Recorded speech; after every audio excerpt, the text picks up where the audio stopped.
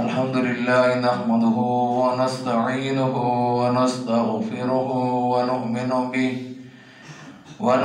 به ونتوكل عليه ونعوذ بالله من شرور أنفسنا ومن سيئات أعمالنا من يهده الله فلا مضل له ومن يضلله فلا هادي له ونشهد أن لا إله إلا الله وحده لا شريك له ونشهد أن سيدنا وسندنا وشفيعنا وحبيبنا ومولانا محمدا عبده ورسوله صلى الله عليه وعلى آله وأصحابه وسلم تسليما كثيرا كثيرا.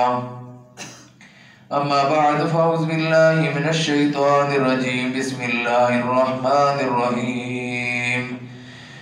وإذ قال ربك للملائكة إني جاعل في الأرض خليفة قالوا وتجعل فيها من يفسد فيها ويسفك الدماء ونحن نسبح بحمدك ونقدس لك قال إني أعلم ما لا تعلمون.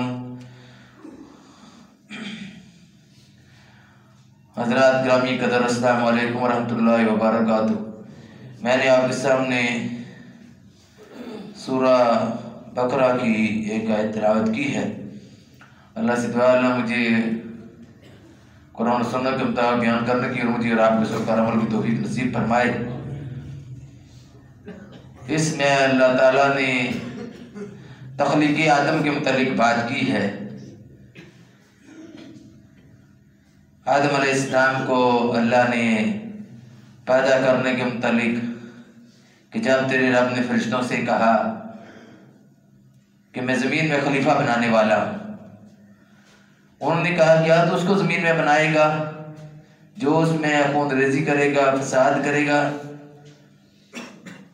اور فرمایا اس میں فساد کرے گا اور خون ریزی کرے گا، کیا تو اس کو زمین میں خلیفہ بنائے گا؟ وَنَحْنُ نُسَبِّحُ بِحَمْدِكَ وَنُقَدِّسُ لَكَ. ہم تیری تسبیح بیان کرتے ہیں، تیری تعریف کرتے ہیں، یعنی تسبیح و تحلیل تو ہم کرتے ہیں. تو کیا ایسی ہستی کو تو خلیفہ بنانے والا ہے؟ اللہ نے فرمایا انی اعلم ما لا تعلمون کہ جو کچھ میں جانتا ہوں وہ تم نہیں جانتے. ایک وقت تھا جب آدم علیہ السلام کی تخلیق نہیں ہوئی تھی، زمین میں کچھ بھی نہیں تھا. تو اس وقت کا تصور کیجیے کہ جب دنیا میں انسانوں کی آبادی نہ تھی، نہ ہی آدم تھے، نہ آدم و ہوا، اور نہ کوئی اس میں کاروبار زندگی تھا، نہ کوئی اس میں رونق تھی، نہ کوئی چہل پہل تھی، نہ شور و غل تھا. بالکل دنیا ایسی کی ایسی تھی. اللہ تعالیٰ نے آدم علیہ السلام کو بنانے کا ارادہ کیا اور فرمایا کہ فرشتوں سے کہ میں زمین میں خلیفہ بنانے والا ہوں. تو خلیفہ اللہ نے انسان کو بنایا. یہ الگ بات ہے کہ اللہ نے اتنا بڑا مقام دیا، اتنا بڑا مرتبہ دیا، تو وہ اس مرتبے کو پہچان ہی نہ سکا، اپنے آنے کا مقصد ہی فراموش کر بیٹھا. خلیفہ کیا ہے؟ خلیفہ نائب ہوتا ہے. اللہ نے خود تو نہیں زمین پر آ کر اپنے حکام جاری و ساری کرنے. نمازی تو فرشتے پڑھتے تھے. فرشتے ہر وقت کوئی رکوع میں ہے، کوئی سجود میں ہے، کوئی قیام میں ہے. درد دل کے واسطے پیدا کیا انسان کو، ورنہ طاعت کے لیے کچھ کم نہ تھے کروبیاں. اور یہی عبادت، یہی تینوں ہی ماں کے کام آئے دنیا میں. انسان اللہ کے احکامات کو جاری و ساری کرنا اس انسان کی ذمہ داری ہے. زمین میں اس کے پیدا کیے جانے کا مقصد اللہ تعالیٰ نے دوسری جگہ یہ ارشاد فرمایا کہ وَمَا خَلَقْتُ الْجِنَّ وَالْإِنسَ إِلَّا لِيَعْبُدُونَ. میں نے جنوں اور انسانوں کو اس لیے پیدا کیا ہے تاکہ وہ میری عبادت کریں. اپنی عبادت کے لیے میں نے جنوں اور انسانوں کو پیدا کیا ہے. تو انسانوں سے پہلے دنیا میں جنات آباد تھے، جن رہتے تھے دنیا میں. مگر ان کے ذریعے سے دنیا میں وہ نگاہ رنگی نہ پیدا ہو سکی جو حضرت انسان کی تخلیق سے پیدا ہوئی۔ اللہ تعالیٰ نے جب ابو البشر حضرت آدم علیہ السلام کو پیدا کیا تو فرشتوں کو اطلاع دی کہ میں زمین میں بنانے سے پہلے اللہ نے فرشتوں کو اطلاع دی کہ میں زمین میں ایک خلیفہ بنانے والا ہوں۔ تو اس کے جواب میں فرشتوں نے سنا تو کہا باری الہ ہم تیری مخلوق ہیں، ہم عبادت کرتے ہیں، ہم تیرے لیے ہر وقت حاضر ہیں، جو ہماری ڈیوٹی لگانا چاہیے وہ لگا دے، ہمارے وقت تیرا حکم ماننے کے لیے تیار ہیں۔ تو کہیں ایسا نہ ہو کہ وہ مخلوق زمین میں فساد پیدا کرے، زمین میں خون خرابہ کرے، خون ریزی کرے، کہیں ایسا نہ ہو۔ اللہ نے فرشتوں سے کہا کہ میں ان سے جو کام لینا چاہتا ہوں میں بھی بہتر جانتا ہوں، تم نہیں جانتے اس چیز کو۔ تو اللہ تعالیٰ نے پھر قرآن مجید میں یہ آیات جو آپ کے سامنے تلاوت کی ہیں، ان میں اللہ تعالیٰ نے وہ بات ارشاد فرمائی جو فرشتوں کو جواب دیا۔ تو آدم کا خمیر مٹی میں کوندا گیا، جب وہ مٹی پختہ ٹھیکرے کی طرح کھنکھنانے لگی تو اللہ تعالیٰ نے اس جسد خاکی میں روح پھونکی اور دفعتاً وہ جسد خاکی گوشت پوست کا ایک انسان بن گیا۔ ساتھ ہی تمام انسانی اوصاف اور خصائل بھی اس میں پیدا ہو گئے۔ فرشتوں کو حکم ہوا کہ اب آدم کو سجدہ کرو، آدم تو میں نے بنا دیا، اب اس کو سجدہ کرو۔ تمام فرشتوں نے سجدہ کیا۔ اللہ نے یہ فرشتوں پر آدم کی برتری ثابت کرنے کے لیے کیا۔ فرشتوں کو معلوم ہو جائے کہ یہ ہم سے بہتر ہے، اس کو سجدہ کرایا جا رہا ہے۔ فرشتہ مت کہو مجھ کو میری توقیر گھٹتی ہے، میں مسجد ملائک کو مجھے انسان ہی رہنے دو۔ انسان بننا بڑا مشکل کام ہے، فرشتوں سے بہتر ہے انسان بننا، مگر اس میں پڑتی ہے محنت زیادہ۔ انسان بننا بڑا کام ہے، وہ مقام جو فرشتوں نے سجدہ کیا کتنا بڑا بلند مقام ہے انسان کا۔ مقام وہ انسان حاصل کر ہی نہیں سکا جو انسان بننے کا مقام تھا۔ اللہ نے فرمایا وَإِذْ قُلْنَا لِلْمَلَائِكَةِ اسْجُدُوا لِآدَمَ فَسَجَدُوا إِلَّا إِبْلِيسَ کہ ہم نے اس وقت کہا فرشتوں سے کہ آدم کو سجدہ کرو، تو سب نے سجدہ کیا إِلَّا إِبْلِيسَ سوائے ابلیس کی۔ وَكَانَ مِنَ الْكَافِرِينَ أَبَى وَاسْتَكْبَرَ وَكَانَ مِنَ الْكَافِرِينَ اس نے انکار کیا اور وہ تکبر کیا اور کافروں میں سے ہو گیا۔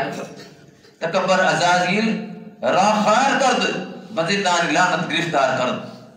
تکبر کو عزازیل کو تکبر نے برباد کر دیا، خار کر دیا۔ بزدان لعنت گرفتار کرد اس کو لعنت میں گرفتار کر دیا۔ اللہ کی لعنت قیامت تک اس پر، اللہ نے اس کو ملعون قرار دے دیا قیامت تک کے لیے۔ تو اللہ تعالیٰ نے ابلیس سے پوچھا کہ تم نے آدم کو سجدہ کیوں نہیں کیا؟ وجہ ابلیس نے کہا، جواب میں یہ دیا کہ ما منع، اللہ نے فرمایا ما منعک الا تسجد اذا امرتک، تو نے اس کو سجدہ کیوں نہیں کیا جبکہ میں نے تجھے حکم دیا ہے سجدہ کرنے کا؟ اس نے جواب میں کہا انا خیر منہ خلقتنی من نار وخلقتہ من طین، میں اس سے بہتر ہوں، تو نے مجھے آگ سے پیدا کیا ہے، اس کو مٹی سے پیدا کیا۔ اس کا مطلب یہ تھا کہ آگ کا شعلہ اوپر کی طرف اٹھتا ہے، آگ بہتر ہے، اور زمین کے نیچے پاؤں کے نیچے مٹی روندے جانے والی چیز ہے، پاؤں کے نیچے رونتی ہے مٹی، اس کو پاؤں کے نیچے روندا جاتا ہے، اس لیے یہ حقیر ہے۔ اس نے کہا میں بہتر ہوں، یہ تو بہتر نہیں ہے، میں بھی سجدہ اس کو کرتا۔ لیکن اس نے یہ نہ جانا، اس کو شرم نہ آئی یہ بات کرتے ہوئے کہ حکم کس کا تھا؟ حکم اللہ کا تھا، اللہ سجدے کا حکم دے رہا تھا کبھی اس کو سجدہ کرو۔ تو اللہ کے حکم کی نافرمانی کی، اس سے بعض علماء باقی صحیح بات ہے کرتے ہیں اور کرنی چاہیے کہ ایک سجدہ نہ کرنے کی وجہ سے، وہ بھی آدم کو، کس کو؟ حکم تو اللہ کا تھا، سجدہ کس کو کرنا تھا؟ آدم کو۔ اب اللہ کا حکم ہے مجھے سجدہ کرو، ہم 5 وقت نماز ادا کرتے ہیں، اللہ کو سجدہ کرتے ہیں، سبحان ربی الاعلیٰ سبحان ربی الاعلیٰ۔ آدم کو سجدہ نہ کرنے کی وجہ سے اس کو کتنا برا مقام مل گیا، قیامت تک کے لیے ملعون بن گیا، لعنتی بن گیا، ابلیس بن گیا، اللہ کی رحمت سے مایوس بن گیا۔ تو جو اللہ کو سجدہ نہ کرے اور 5 وقت سجدہ نہ کرے وہ اپنے سجدوں کا حساب لگا لے کہ وہ کتنے سجدے اس نے خالق کو نہیں کیے، اللہ کو نہ سجدہ کرنے کی وجہ سے وہ کتنا بڑا مجرم بن گیا۔ شیطان نے آدم کو سجدہ نہ کیا تو اس کو شیطان اور ابلیس کہنے جانا لگا، اس کو ملعون اور مطعون کیا جانے لگا۔ اور وہ انسان، حضرت انسان جو بڑا عزت والا، بڑا شرف والا ہے، وہ خالق کائنات کو سجدہ نہیں کرتا۔ وہ خالق کائنات جس نے فرشتوں کو کہا تھا کہ اس کو سجدہ کرو، وہ خالق کو سجدہ کرنے کے لیے تیار نہیں۔ تو اس کو سوچنا چاہیے کہ میرا کیا مقام ہے، میرا کیا مقام ہے۔ اگر شیطان اتنے بلند مقام سے گر کر ذلیل و خوار ہو گیا، بڑا بلند مقام تھا شیطان کا، اس کا پہلا نام عزازیل تھا، اس کو عزازیل کہتے تھے، فرشتوں کا سردار تھا، عبادت گزار تھا، متقی اور پرہیزگار تھا، لیکن کیا مقام ملا؟ تکبر کیا تو کیا مقام ملا؟ رب کے حکم سے سجدہ نہ کیا آدم کو تو کیا مقام ملا؟ تکبر، عزازیل، راخار کرد، بزندہ دلاغت، گرفتار کرد، لعنت میں گرفتار ہو گیا ہمیشہ ہمیشہ کی۔ تو تخلیق آدم کا مقصد اللہ نے بیان فرمایا ہے آیات میں، پھر یہ ساری اللہ نے بات میں سمجھا دی کہ شیطان نے اس وقت کیا بات کی، آدم کی اور شیطان کی کیا گفتگو ہوئی، اور پھر اللہ کے ساتھ شیطان کی کیا گفتگو ہوئی، اس نے پھر کیسے تکبر کیا، اللہ نے پھر کیا جواب دیا۔ اللہ نے فرمایا قال فاہبط منها، اچھا یہاں سے نکل جا، فما یکون لک ان تتکبر فیہا، یہاں پر تو تکبر نہ کر، نکل جا یہاں سے، فاخرج انک من الصاغرین، یہاں سے نکل جا، تو یہاں سے سرکشی نہ کر، دور ہو جا، بے شک تو ذلیلوں میں سے ہے۔ تو آدم کو کہتا ہے نا کہ وہ گھٹیا ہے، میں بہتر ہوں، ذلیل تو ہے، آدم ذلیل نہیں ہے۔ اور اللہ نے قرآن مجید میں آدم کو بڑا مقام دیا ہے، بڑا مقام دیا ہے۔ اللہ نے فرمایا کہ وَلَقَدْ كَرَّمْنَا بَنِي آدم، ہم نے بنی آدم کو عزت دی ہے، ہم نے بنی آدم کو عزت بخشی ہے۔ کتنی بڑی عزت بخشی ہے، کتنا بڑا مقام دیا ہے، مقام فرشتوں سے اعلیٰ، فرشتوں سے اعلیٰ، فرشتوں سے بلند و بالا مقام۔ لیکن انسان تو بن کر دیکھے، انسان تو بنے۔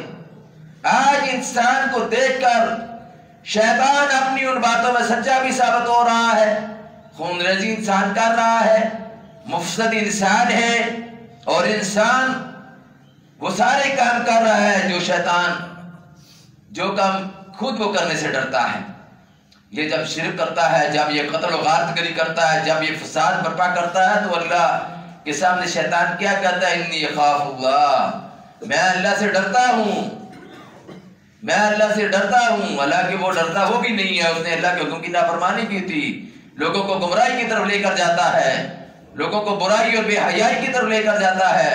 لیکن قصور تو لوگوں کا بھی ہے، ایک طرف اللہ کا حکم ہوتا ہے، دوسری طرف شیطان کا حکم ہوتا ہے۔ لوگ اللہ کے حکم سے روگردانی اور بغاوت کا رویہ اختیار کرتے ہیں، اور شیطان کے حکم کی اطاعت کرتے ہیں، اس کے حکم کو مانتے ہیں۔ بے شک شیطان کو گالیاں دو، بے شک اس کو برا بھلا کہو، اگر تم اس کا حکم مانتے ہو، اس کی بات مانتے ہو، تو تم اسی کے فرمانبردار ہو، اسی کی پارٹی سے ہو، حزب الشیطان ہو، اور رحمانی گروپ نہیں شیطانی گروپ میں شامل ہو۔ کیونکہ شیطان کی اطاعت کرنے والے، شیطان کا حکم ماننے والے، شیطان کے راستے پر چلنے والے، شیطان کا لاؤ لشکر، شیطان کی پارٹی، وہ حزب الشیطان ہے۔ قرآن نے فرمایا اولئک حزب الشیطان، ایسے لوگ شیطان کا گروہ۔ دوسری طرف حزب اللہ ہے، اللہ نے اچھے لوگوں کے متعلق فرمایا اولئک حزب اللہ، یہ اللہ کا گروہ ہے۔ تو شیطان نے اس وقت آدم کو سجدہ جو نہ کیا، اس کی وجہ اس نے بتا دی کہ میں نے اس لیے آدم کو سجدہ نہیں کیا۔ پھر اس نے کہا اللہ سے کہ یا اللہ، آدم کی وجہ سے مجھے تیرے دربار سے نکالا گیا، مجھے ذلیل و خوار کیا گیا، یا اللہ مجھے مہلت دے۔ کتنی مہلت؟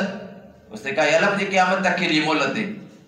اللہ نے فرمایا ٹھیک ہے، میں تجھے مہلت دیتا ہوں قیامت تک کے لیے، کہ میں ان بندوں کو، آدم کی اولاد کو، اس کی جڑ اکھاڑ کر رکھ دوں، یعنی اس کو برائی کی طرف لگا دوں، ان کی دلوں میں طرح طرح کے وسوسے ڈالوں، ان کو برائی اور بے حیائی کی طرف لے کر جاؤں۔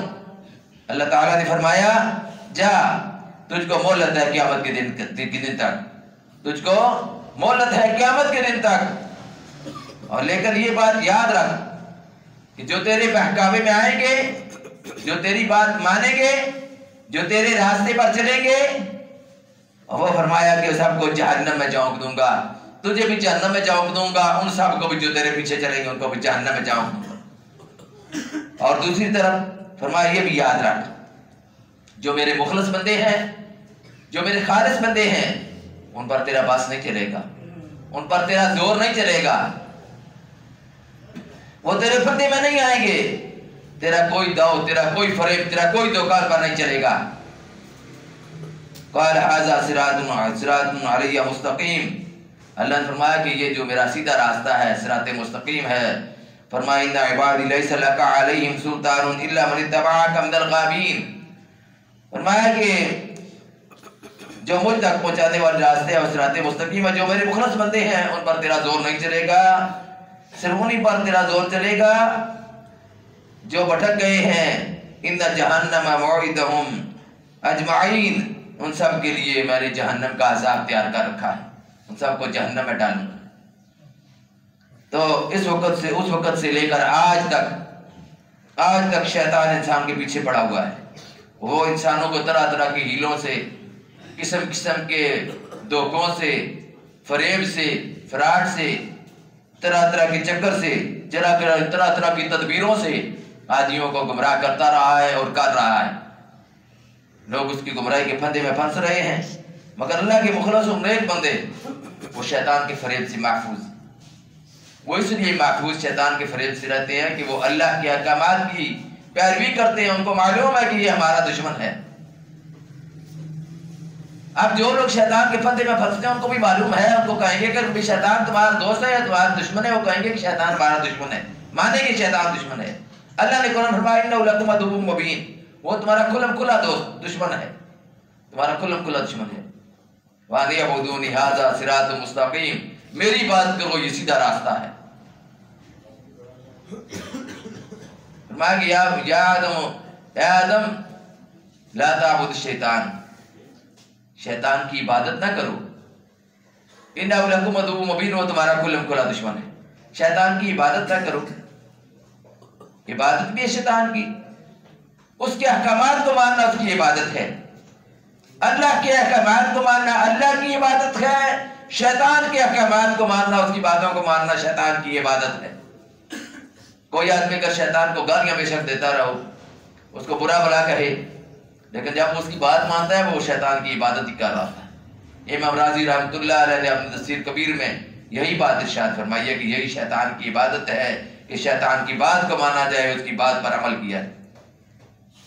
اور پھر قصہ آدم و ابلیس کا یہ باب یہی نہیں بند ہو جاتا، بلکہ فرشتوں کے سامنے آدم کی برتری دکھانے کا انتظام ہو رہا ہے تاکہ فرشتے انسان کو اپنے سے بہتر سمجھیں اور یہ نہ سمجھیں کہ یہ بہتر نہیں ہے۔ اللہ نے وہ ساری چیزوں کے نام آدم کو بتائے، کچھ چیزوں کے نام بتا کر پھر فرشتوں کے سامنے کھڑا کیا۔ وَعَلَّمَ آدَمَ الْأَسْمَاءَ كُلَّهَا ثُمَّ عَرَضَهُمْ عَلَى الْمَلَائِكَةِ فَقَالَ أَنبِئُونِي بِأَسْمَاءِ هَؤُلَاءِ إِن كُنتُمْ صَادِقِينَ، اللہ نے آدم کو تمام چیزوں کے نام سکھا دیے، پھر انہیں فرشتوں کے سامنے پیش کیا اور فرمایا کہ ان چیزوں کے نام بتاؤ اگر تم سچی ہو، اگر تم درستگی پر ہو۔ فرشتوں نے ان چیزوں کے نام نہ بتائے، آدم نے بتا دیے، آدم کو برتری مل گئی، علم کی ابتدا ہو گئی، آدم کو علم والا بنا دیا گیا، فرشتوں سے زیادہ علم آدم کو دے دیا گیا۔ اور فرمایا کہ قالوا سبحانک، فرشتوں نے یہ بات کہی، قالوا سبحانک لا علم لنا الا ما علمتنا انک انت العلیم الحکیم، انہوں نے کہا کہ تو پاک ہے۔ قالوا سبحانک لا علم لنا، ہمیں کوئی علم نہیں، ہم کچھ نہیں جانتے، الا ما علمتنا، مگر جو کچھ تو نے ہم کو سکھایا ہے وہی ہم جانتے ہیں، انک انت العلیم الحکیم، تو ہی علم والا ہے اور تو ہی حکمت والا ہے۔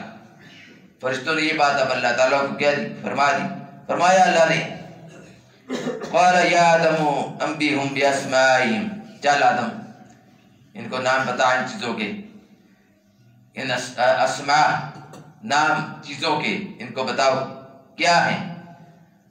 فلما انباہم باسمائہم، پس آدم علیہ السلام نے ان چیزوں کے نام بتا دیے۔ قال الم اقل لکم انی اعلم غیب السماوات والارض، اللہ نے فرمایا کیا میں نے تمہیں نہیں کہا تھا کہ میں غیب جانتا ہوں آسمانوں کی اور زمین کی، تم آسمانوں اور زمین کی غیب نہیں جانتے، تمہیں غیب کا علم نہیں ہے۔ وَعَلَمُ مَا تُبْدُونَ وَمَا كُنْتُمْ تَكْتُمُونَ، اور میں جانتا ہوں جو کچھ تم چھپاتے ہو اور جو کچھ تم ظاہر کرتے ہو، سب کو میں جانتا ہوں۔ یہاں پر یہ جو مقابلہ ہوا اس میں بھی اللہ تعالیٰ نے آدم کو برتری دے کر یہ بات ثابت کر دی کہ آدم اس بات کے مستحق ہیں کہ ان کو سجدہ کیا جائے۔ آدم کو میں نے کیوں پیدا کیا یہ بھی اللہ نے اس میں فرما دیا کہ میں کیوں آدم کو پیدا کیا۔ اب آدم علیہ السلام کی برتری فرشتوں پر ظاہر ہوگی اور فرشتوں نے بھی اس کا اعتراف کر لیا، تو آدم کو حکم ہوا کہ وہ جنت میں رہیں، جنت کے میوے کھائیں، جنت میں رہائش پذیر رہیں، ہمیشہ ہمیشہ جنت میں رہو۔ تو وہاں پر ہر قسم کی آرام و راحت سے زندگی بسر کریں، لیکن تنہا رہتے ہوئے جنت میں آدم علیہ السلام کو وحشت محسوس ہوئی۔ اللہ سے دعا کی، اللہ تعالیٰ نے پھر ان کو بیوی بھی دی۔ آدم علیہ السلام کی بائیں پسلی سے ان کو پیدا کیا، حضرت حوا کو، تو ان کا جوڑا بنا دیا۔ اب دونوں ہنسی خوشی جنت میں رہنے لگے۔ جنت میں ہر طرح کی آزادی تھی، ہر طرح کی نعمتیں میسر تھی، کوئی کسی قسم کی پابندی نہیں تھی۔ پابندی یہ تھی کہ جنت کے فلاں درخت کے قریب نہیں جانا، وَلَا تَقْرَبَا هَٰذِهِ الشَّجَرَةَ فَتَكُونَا مِنَ الظَّالِمِينَ، اس درخت کے قریب نہیں جانا ورنہ ظالموں میں سے ہو جاؤ گے۔